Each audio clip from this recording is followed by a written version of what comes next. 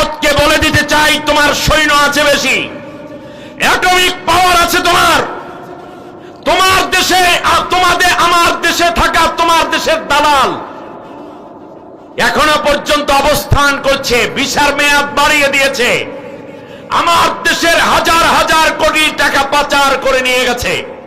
আমার দেশের স্বাধীনতা সার্বভৌমত্ব তোমাকে দিতে চেয়েছিল যেই দালাল, এইটা কাজটা করতে না পারার যন্ত্রণায় সীমান্তে উত্তপ্ত করবেন না। তাহলে মনে রাখবেন, বাংলাদেশের 18 কোটি মানুষ তার সমুচিত জবাব দেওয়ার জন্য শুধু সেনাবাহিনীর অপেক্ষায় থাকবে না, পুলিশ, র্যাব কিংবা বিজিবির অপেক্ষায় থাকবে না।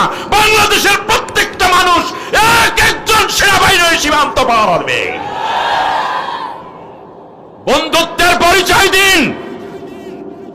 চূড়ান্ত ভুল করছে ভারত।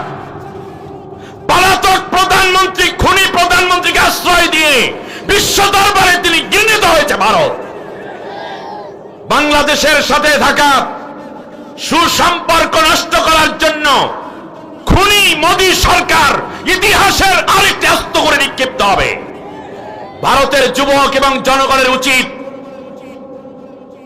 আমার দেশের প্রতি সম্মান দেখানো, সরকারের উচিত আমার স্বাধীনতা সার্বভৌমত্বের প্রতি শ্রদ্ধা দেখানো। এতটা দিন আর 2024 সালে এক নয়। বাংলাদেশের মানুষ এখন আর আগের মতো